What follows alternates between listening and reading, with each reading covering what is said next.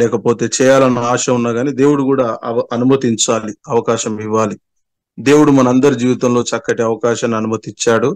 మరి రతీష్ గారిని దేవుడు ప్రేరేపించి చక్కగా ఈ విధంగా ప్రార్థన చేసుకోవడానికి, ప్రభు సన్నిధిలో గడపడానికి, ఆరాధన చేయడానికి, ఒక్కరి గురించి ఒకరు తెలుసుకోవడానికి, ప్రతి ఒక్కరి పరిస్థితులను అర్థం చేసుకొని ప్రభు పాదాల దగ్గర పెట్టి మొరపెట్టడానికి దేవుడు చక్కటి అవకాశాన్ని మనందరికీ కలుగజేశాడు. ఇది ఒక మంచి ఆత్మీయ సహవాసంగా నేను గుర్తెరిగాను. నేను ఇది 3వసారి అనుకుంటా ఈ యొక్క జూమ్ మీటింగ్ లో జాయిన్ అవ్వడం. మొట్టమొదటిగా నా పేరు పాస్టర్ జాకబ్ పసనూరి. మాది స్వగ్రామము వరంగల్ జిల్లా నర్సంపేట అనే ప్రాంతము. నేను ప్రభు యొక్క పిలుపునందుకుని 2003లో కరీంనగర్ అనే ప్రాంతంలో బైబిల్ ట్రైనింగ్ చేసి కొద్ది రోజులు కరీంనగర్ లో, కొద్ది రోజులు వరంగల్లో, కొన్ని రోజులు మొబైల్ టీమ్ లో కూడా ఉండి పరిచర్య చేయడానికి దేవుడు కృప చూపించాడు. అది అబ్రాహం పాస్టర్ గారికి బాగుగా తెలుసు. ఆ విషయాలన్నీ రతీష్ పాస్టర్ గారికి కూడా తెలుసు. అటు పిమ్మట వివాహమైన తర్వాత 2012లో నేను నూతనంగా దేవుని చేత ప్రేరేపించబడి సొంతంగా పరిచర్య చేయడానికి, సొంత మినిస్ట్రీని స్టార్ట్ చేసుకోవడానికి దేవుడు కృప చూపించాడు.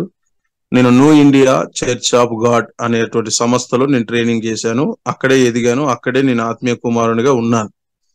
ఆ కృతజ్ఞత మర్చిపోలేక బ్లెస్సెడ్ చర్చ్ ఆఫ్ గాడ్ అనేటువంటి మినిస్ట్రీని నేను ప్రారంభించాను దేవుని చేత ప్రేరేపించబడి. కనుక ఆ రోజు నుంచి ఈ రోజు వరకు నేను దేవుని మీద ఆధారపడుతూ ఇండిపెండెంట్ గా పరిచర్య చేసుకుంటూ కొన్ని ప్రాంతాలలో, కొన్ని రోజులు తొర్రూరులో పరిచర్య చేశాను, కొన్ని రోజులు నెక్కొండలో పరిచర్య చేశాను.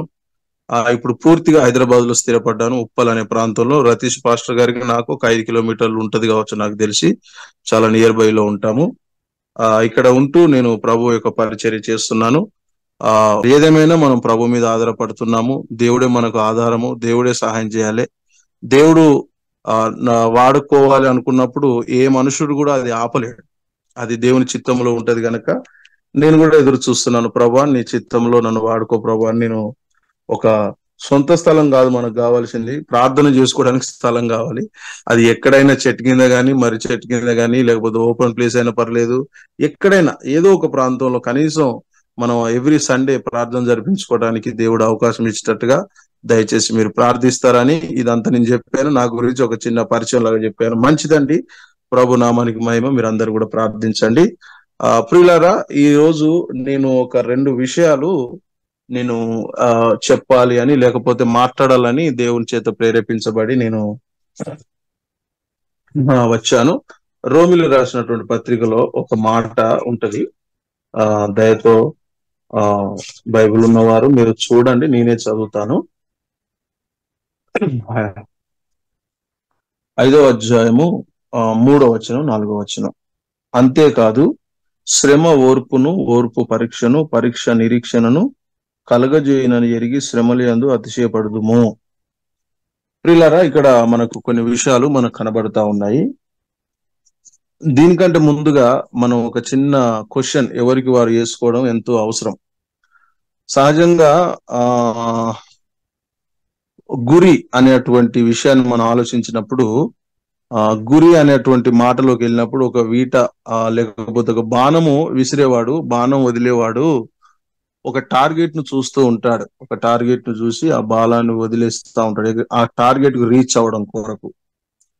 సో ఈ రీచ్ అయ్యేటువంటి ఈ మధ్యలో చాలా రకాల డిస్టర్బెన్స్, కనుదృష్టి లోపం గాని, లేకుంటే చేతులు వణకడం గాని, ఈ విధంగా చిన్న చిన్న లోపాలు వస్తూ ఉన్నా గానీ తను చాలా జాగ్రత్తగా ఆలోచించి కాన్సంట్రేషన్ తో, ఏకాగ్రతతో ఎగ్జాక్ట్లీ ఏదైతే కొట్టాలనుకుంటున్నాడో దాన్ని పర్ఫెక్ట్ గా కొట్టడానికి ఎంతో ప్రయాసపడి దాన్ని ఆ గోల్ ఏదైతే ఉందో దాని విషయంలో రీచ్ అవుతాడు. ప్రియులారా, అపోస్తులు కూడా మనకంటే ముందు పరిచర్య చేసిన వాళ్ళు కూడా గురి యొద్దకు పరిగెత్తారు. గురి అనగా గురి అని అంటే చాలా మంది కూడా ఒక చిన్న క్లారిఫికేషన్ లేదు. ఏంటంటే నా గురి అంతా కూడా పరలోక రాజ్యమే, నా గురి అంతా ఆయన దగ్గరికి వెళ్ళడమే అనేటువంటి ఒక అజ్ఞానంలో ఆలోచిస్తూ ఉంటున్నారు. ప్రియులారా, గురి మీన్స్, గురి అనగా దేవుడు వారికి అప్పజెప్పినటువంటి పరిచర్యను తుదముట్టించే వరకు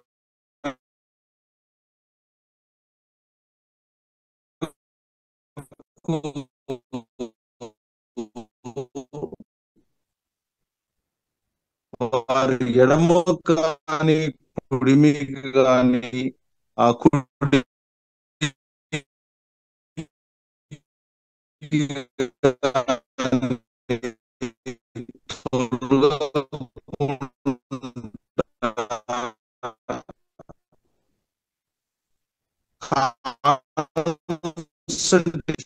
తోని ఏదైతే దేవుడు చెప్పాడో అది మాత్రమే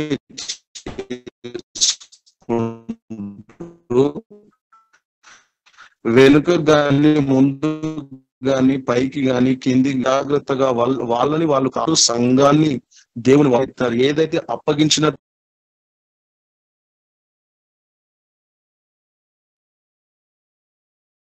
సారీ ఈ కాలంలో కూడా ఎంతో మంది సారీ అండి డిస్టర్బ్ అయిపోయింది కొంచెం. ఎంతో మంది పిలువబడుతున్నారు, ఎంతో మంది దేవుని చేత ఆకర్షితులు అవుతున్నారు, దేవుని సేవ చేయాలని ఎంతో కోరికతో వస్తున్నారు. మొట్టమొదటిగా నా గురి అంతా ప్రభువే, నా గురి అంతా సేవే, నా గురి అంతా కూడా ఆయన కొరకు నిలబడాలి, ఆయన కొరకు ఏదో ఒక కార్యాలు చేయాలని చెప్పేసి రాను రాను రాను రాను అది ఏమైపోతుందంటే గురి తప్పుతున్నటువంటి పరిస్థితులు ఏర్పడతా ఉన్నాయి. ఇది ఎందుకు నేను చెప్పవలసి వస్తుందంటే, ఇంతకుముందు మనం చదువుకున్న వాక్యాన్ని ఆధారం చేసుకొని నేను మాట్లాడుతున్నాను. ఇప్పుడు నేను ఒక చిన్న ప్రశ్న వేయాలనుకుంటున్నాడు. అసలు శ్రమ అనగా ఏంటి అని నేను బాగా ఆలోచించాను. చాలా మటుకు శ్రమ అనగానే నేను ప్రభు పరిచర్యలోకి వచ్చినప్పుడు ఎన్నో కష్టాలు పడ్డానండి, నాకు భోజనం లేదండి, నాకు తిండి లేదండి, అప్పులపాలు అయ్యానండి, నేను చాలా ఇబ్బందులు పడ్డానని చెప్పేసి చాలా మంది అంటూ ఉంటారు. నేను ఇంకొక మాట కూడా నేను అలాంటి వారితో ఒక చిన్న మాట అడగాలని అనుకుంటున్నాను. నేనేమంటున్నానంటే, మరి దేవుని పరిచర్య కొరకు నువ్వు శ్రమ అనుభవిస్తున్నాను నువ్వు అనుకుంటున్నావు కదా, నువ్వు దేవుని కోసము ఎంత మందితో దెబ్బలు తిన్నావు, ఆయన కొరకు ఎన్ని వేల మందికి సువార్తను ప్రకటించావు. నేను ఇంతకుముందు గ్రూపులో నేను చిన్న వీడియో పెట్టాను. ఈ రతీష్ గారు ఏదైతే క్రియేట్ చేశారో అదే గ్రూపులో నేను ఒక వీడియో పెట్టాను. ఈ రోజు నేను మధ్యాహ్నము ఒక బ్యాంకుకి వెళ్ళాను. ఒక పాస్టర్ గారు, వృద్ధాపంలో ఉన్నటువంటి పాస్టర్ గారు, ఆయన ఎవరో తెలియదు, తమిళియనో మలయాళం అర్థం కాలేదు. ఆయన ఆ ఫ్రూట్స్ అమ్మేవాడి దగ్గరికి వెళ్ళి ఆయనతో గొడవపడి సువార్త చెప్తున్నాడు. గొడవబడి, బాబు నువ్వు దీవించబడాలంటే ఇది నమ్ముకో అది నమ్ముకొని బైబుల్ ఇచ్చి చదివిపిస్తున్నాడు. తమిళ్లో మాట్లాడుతున్నాడో మలయాళంలో మాట్లాడుతున్నాడో తెలియదు, కానీ నేను దొంగచాటున వీడియో తీసి నేను గ్రూపులో పెట్టాను. ప్రియులారా, దేవుని కొరకు అదొక శ్రమ. అలా వెళుతున్నటువంటి క్రమంలో ఒక రకంగా కొంతమంది తృణీకరించవచ్చు, కొంతమంది కొట్టవచ్చు, కొంతమంది బూతులు కూడా తిట్టవచ్చు, అనేక రకాలుగా ఇబ్బంది కూడా పెట్టవచ్చు. అపోస్తుల యొక్క జీవితాన్ని మనం చూసినట్టయితే అంత గొప్ప సేవకులే, పరిశుద్ధాత్మ చేత నడిపించబడిన వారు సైతము కూడా వారు తప్పించుకొని పోయేటువంటి పరిస్థితులు ఏర్పడతాయి. పరిశుద్ధాత్మ దేవుడు అంటాడు, బాబు నువ్వు ఇక్కడ ఉండడు, నీకు న్యాయం కాదు, నువ్వు ఇమీడియట్లీ ఆ గోడదుని కట్టించాడు పారిపో అని చెప్తా ఉంటాడు అపోస్తలుడైన పౌలు గారితో దేవుడు పరిశుద్ధాత్మ ప్రేరేపణ ద్వారా. పిల్లరా, వాళ్ళు పడ్డ శ్రమలు, వాళ్ళు పడ్డ కష్టాలు మనము 1% కూడా పడలేదేమో అని నేను అనుకుంటూ ఉంటున్నాను. మనం కుటుంబం కొరకు శ్రమ పడుతున్నాము, మన సొంత అవసరతల కొరకు శ్రమ పడుతున్నాము. అందుకే దేవుని యొక్క పరిచర్య కొరకు, దేవుని యొక్క సేవ కొరకు మనం ప్రయాసపడేటువంటి వారుగా ఉండాలి. రోజు ఈ రోజులలో ఏమైతుందంటే ప్రియులారా, నేను హైదరాబాద్ ప్రాంతంలో ఉంటున్నాను కనుక నేను ఎవరిని తృణీకరించట్లేదు, కానీ నేను ప్రేమతోని మీరు నన్ను అర్థం చేసుకుంటారని, మీ అందరికంటే చిన్నోనే కావచ్చు, మీరు అర్థం చేసుకుంటారనే ఒక మంచి మనసుతోనే నేను చెబుతున్నాను. రాను రాను ప్రియులారా గురి తప్పిపోయిందండి, సేవకులలో గురి తప్పిపోయింది.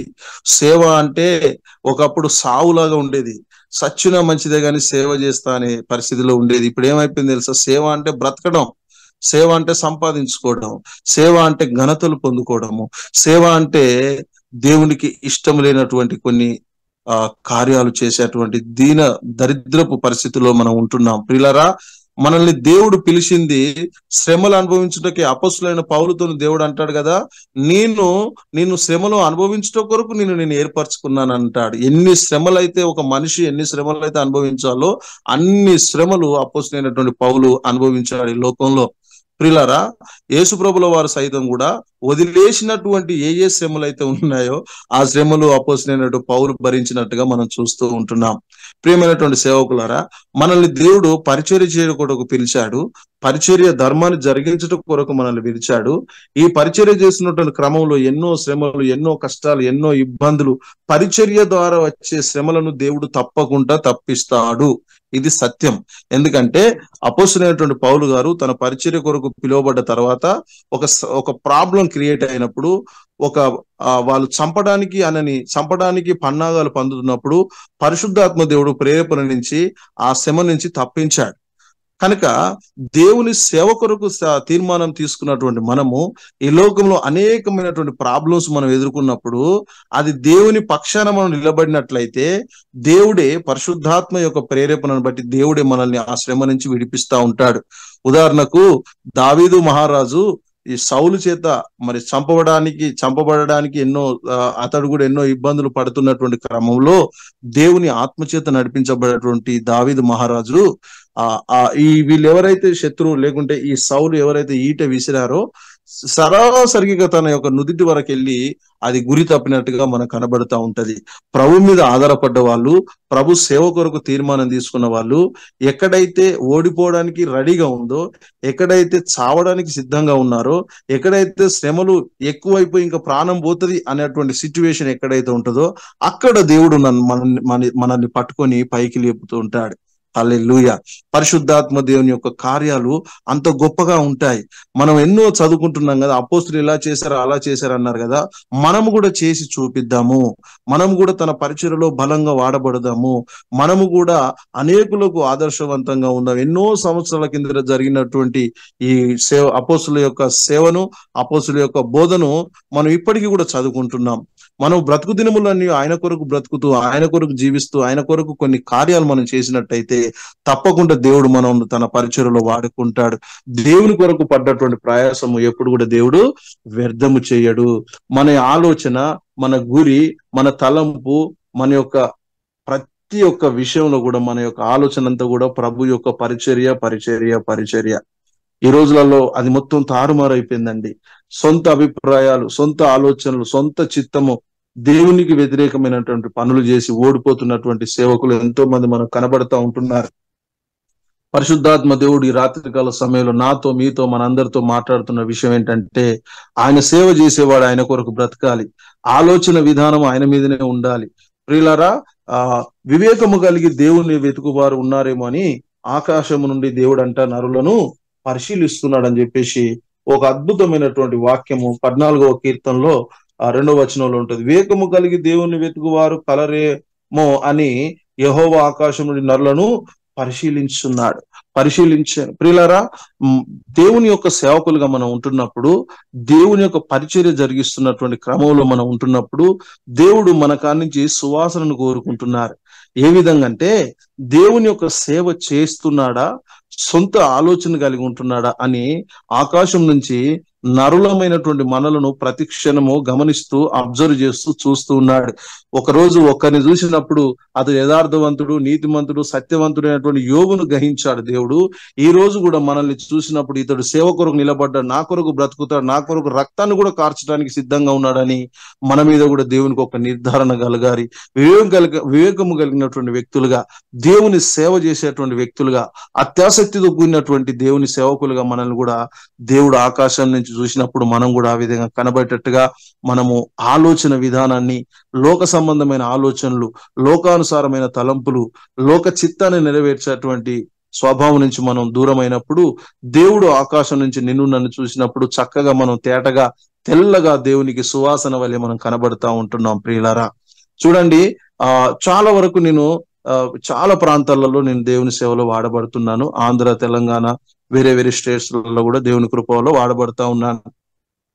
నేను ఎక్కడికి వెళ్ళినా కూడా నేను బాగా అబ్జర్వ్ చేసేది ఏంటంటే, సేవకులు ఏం చేస్తారంటే, సండే సర్వీస్ కానీ, లేకుంటే ఉపవాస ప్రార్థనలు కానీ, ఇంకా ఏదైనా కావచ్చు, ఒక ఊర్లో దేవుని పరిచర్య చేయడానికి వెళ్తున్నటువంటి సేవకులు ఏం చేస్తారంటే, ఒక 15-20 ఇండ్లు దాటి చివర్లో ఉన్నటువంటి ఒక 4-5 ఇండ్లను పట్టుకొని అక్కడికి వెళ్ళి అక్కడే చక్కగా ప్రార్థన చేసి, వాక్యం చెప్పి, చందాలు తీసుకొని మొత్తానికైతే కాలాన్ని గడుపుతూ ఉంటున్నారు.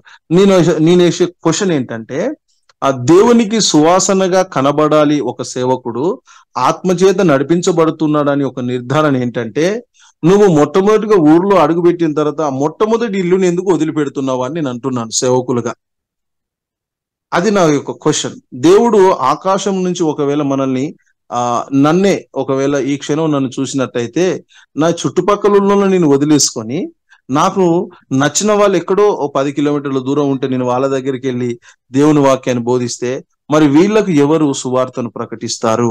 వీళ్ళకి ఎవరు దేవుని గురించి బోధిస్తారు? ఒకవేళ దేవుడు ఈ క్షణమే, తక్షణమే, ఆన్ ద స్పాట్ నన్ను దేవుడు చూస్తే, నేను దేవునికి నిందారహితంగాను క్రమమైనటువంటి బిడ్డగాను, నమ్మకమైనటువంటి బిడ్డగాను నేను ఆయనకు కనబడనప్పుడు దేవుడు నన్ను వదిలేస్తాడు. కనబడనప్పుడు దేవుడు నన్ను పట్టించుకోడు. కనబడనప్పుడు సేవ వర్ధిల్లదు. కనబడనప్పుడు కష్టాలు ఎదురవుతా ఉంటాయి. కనబడనప్పుడు సంఘాలు కట్టబడవు. దేవునికి నిందారహితంగా కనబడనప్పుడు ఇంట్లో కూడా భయంకరమైనటువంటి శోధనలు ఏర్పడతా ఉంటాయి. ఎప్పుడు ఈ శోధన నుంచి మనం విడుదల పొందుతామంటే, నీకు నచ్చని వారి దగ్గరికి వెళ్ళి ఇంటి ముందు నుంచి వెళ్తున్నటువంటి ప్రతి ఒక్కరిని ఏక దృష్టితో, ఏక మనసుతో, ఏక హృదయంతో నువ్వు వారిని చూసినప్పుడు, చక్కగా దేవుడు కూడా నేను చూసినప్పుడు, ఎస్, నా కుమారుడు నాలాంటి స్వభావం కలిగినటువంటి వ్యక్తిగా ఉన్నాడే, నాలాంటి మంచి మనసు కలిగినటువంటి వ్యక్తిగా ఉన్నాడు, ఐ అప్రిషియేట్ యూ అని చెప్పేసి మనల్ని ఎంతగానో ప్రోత్సహిస్తాడు, మనల్ని గౌరవిస్తాడు, మనల్ని అప్రిషియేట్ చేస్తాడు దేవుడు. ప్రియులారా, బైబిల్లో కూడా ఒక సంఘటన జరిగిందండి. దయచేసి లూకా సువార్తలో ఒక మాట ఉంటుంది. నేను ఇది చెప్పి ముగిస్తాను, చాలా సమయం తీసుకున్నాను. లూకా సువార్తలో దేవుడు ధనవంతుడు లాజరు గురించి మీ అందరికి తెలిసిన విషయమే. ఇదే సంఘటన కొన్ని సంవత్సరాల కిందట జరిగింది. ఏంటో తెలుసా అండి? లాజరు అనేటువంటి వ్యక్తి ధనవంతుడు అనేటువంటి ఈ స్టోరీ మీ అందరికి తెలిసిందే కనుక నేను సింపుల్ గా చెప్తామని ఆలోచిస్తున్నాను. ఇది ఎన్నో ప్రాంతాలలో మీ సంఘాలలో మీరు ఎన్నోసార్లు చెప్పుకుంటూ ఉంటారని నేను అనుకుంటున్నాను. కనుక ఎక్కడి నుంచి నేను చెబుతానంటే, అతడు ధనవంతుడు, ఇతడు దరిద్రుడు, ఇద్దరు చనిపోయారు. ఒకరేమో పరదేశికి వెళ్ళారు, ఒకరేమో పాతాళంకి వెళ్ళారు. అక్కడ జరుగుతున్నటువంటి సీన్ ఏంటంటే, అబ్రహాము రొమ్మును ఆనుకున్నట్టుకేమో ఇతడు వెళ్ళిపోయాడు, దరిద్రుడైనటువంటి లాజరు దేవుని కొరకు బ్రతికి, దేవుని కొరకు జీవించి, దేవుని కొరకు కష్టాలు పడి అబ్రహాము రొమ్మును ఆనుకున్నట్టుకే చచ్చిపోయినట్టుగా ఉంటది అక్కడ క్లియర్ గా మనం బైబిల్ చదివితే. ఈ ధనవంతుడేమో పాతాళంలోకి వెళ్ళడం కోసమే చచ్చిపోయినట్టుగా అక్కడ మనకు కనబడతా ఉంటాడు. ఎందుకంటే తనకు నచ్చినట్టుగా బ్రతికాడు, తనకు నచ్చినట్టుగా జీవించాడు. పిల్లలారా, అక్కడికి పోయిన తర్వాత జరుగుతున్నటువంటి సీను వేరు. ఈ ధనవంతుడైనటువంటి వ్యక్తి అక్కడెక్కడో కనబడుతున్నటువంటి మధ్యలో అగాధం ఉంది, దాని అవతలో కనబడుతున్న అబ్రహాము కుడి పార్శ్వమున కూర్చొని రొమ్మున ఆనుకొని ఉన్నటువంటి లాజరు కనపడతా ఉన్నాడు. షాక్ అయిపోయాడు, మైండ్ పోయింది ఆయనకు. లోకంలో నా కాడ ఉండి, నా కాడ తిని, నా ఎమ్మటే ఉన్నటువంటి వ్యక్తి ఏమో దేవుడి దగ్గర చక్కగా అబ్రహాం రొమ్మున ఆనుకొని ఎంతో ఎంజాయ్ చేస్తున్నాడు. అయ్యో, నేను ఎంతో మందికి దానం చేశాను, ఆఫ్టర్ ఆల్ గాడేమో అక్కడికి వెళ్ళిపోయాడు, నేను లోకంలో చాలా గనుణ్ణి, నాకు చాలా ఆస్తిపాస్తులు ఉన్నాయని లోపల ఫీల్ అయి ఉండొచ్చు, మనకు తెలియదు. కానీ ధూప తట్టుకోలేక, దాహం తట్టుకోలేక చిటికన వేలుతో కాస్త ఒక చుక్క నీళ్ళు ఇప్పాయా లాజరునంటే, బాబు అక్కడికి రావడానికి మాకు పర్మిషన్ లేదు, మీరు అక్కడి నుంచి ఇక్కడ రావడానికి మాకు పర్మిషన్ లేదు, మధ్యలో పెద్ద అగాధం ఉంది బాబు, ఇక ఏదున్నా కూడా కిందనే సెటిల్ చేసుకోవాలి బాబు, పైకి వచ్చిన తర్వాత ఆప్షన్ లేదు. అయ్యా, మరి ఒక చిన్న హెల్ప్ చేయరాదు? ఎవరైనా మౌతులలో నుంచి చనిపోయి కిందికి వెళ్తే ఎవరైనా నమ్ముతారేమో, కింద నాకు చుట్టాలు ఉన్నారు, రక్త సంబంధులు ఉన్నారంటే, లేదు, అక్కడ ప్రవక్తలు ఉన్నారు, అక్కడ సేవకులు ఉన్నారు. ఇప్పుడు నేను అసలు సబ్జెక్టుగా వచ్చి ఒక 5 నిమిషాలు చెప్పి నేను ముగిస్తాను. ఎక్కడున్నారటండి? అక్కడ ఉన్నారు. అందుకు అబ్రహాము వారి యొద్ద మోషేయు, ఏదండి 16వ అధ్యాయం 29వ వచనంలో ఉంటది. అందుకు అబ్రహాము వారి యొద్ద మోషేయు ప్రవక్తలును ఉన్నారు, వారి మాటలు వినవలెనని అతనితో చెప్పగా. ఎవరున్నారటండి భూమి మీద? మోషే గారు ఉన్నారు, నాయకులు ఉన్నారు, బోధకులు ఉన్నారు, ఇంకెవరున్నారు? ప్రవక్తలు ఉన్నారు. ప్రియులారా, ఇక్కడ మనము మోషేలాగా మనం ఇక్కడ ఉన్నాం, ప్రవక్తలాగా మనం ఇక్కడ ఉన్నాం. అయితే ఇక్కడ ఒక సబ్జెక్ట్ ఏంటంటే, నేను చాలా రోజుల నుంచి ఆలోచిస్తున్నాను, అరే నాకు ఈ విషయం తెలియదే, నాకెవరు చెప్పలేదే అని అనుకొని ఉండొచ్చు ఎవరు? ధనవంతుడైనటువంటి వ్యక్తి. ఒకవేళ మోషే ఉన్నాడు, ప్రవక్తలు ఉన్నారు అన్న విషయము ఇతనికి తెలియదా? ఒకవేళ తెలిసినా కూడా వినలేదా? అని నేను బాగా అబ్జర్వ్ చేస్తున్నాను. కొన్నిసార్లు అనిపిస్తుంది, ఒకవేళ ఇతడు ఆయన అక్కడ ఏమన్నా కంప్లైంట్ చేస్తుండొచ్చు.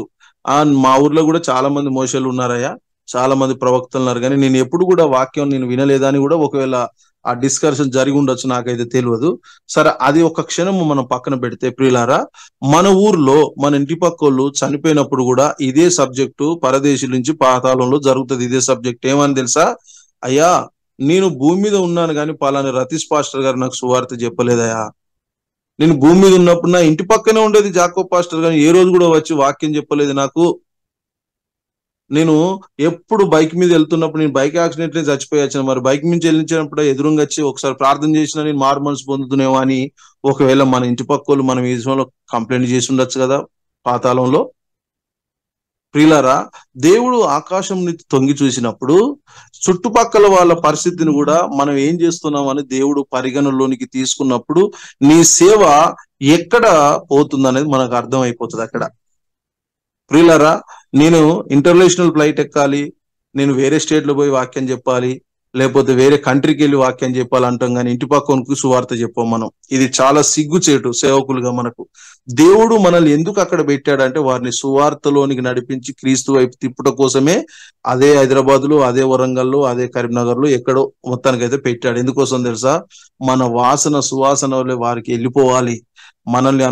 మనం అనుభవిస్తున్నటువంటి ఆ జాయ్ని, మనం అనుభవిస్తున్నటువంటి ఆ సమాధానమును వారు కూడా అనుభవించినట్టుగా చేయటం కోసమే వారి మధ్యలోనికి నన్ను దేవుడు పంపించాడు. సేవకులుగా మనము శ్రమలు అనుభవిస్తున్నామంటే, నువ్వు పక్క పొంటోనికి సువార్త చెప్పకపోతే, నీకు శ్రమ రాకపోతే సంతోషం ఎలా కదులుద్దండి ప్రియులారా? మన ఇంటి పక్కోడు మన కళ్ళ ముంగిటే చనిపోయి వాడు పాతాళంలో కాలిపోతుంటే ఎందుకు సువార్త ప్రకటిస్తలేవని దేవుడు బాధపడాడు అనుకుంటున్నారా?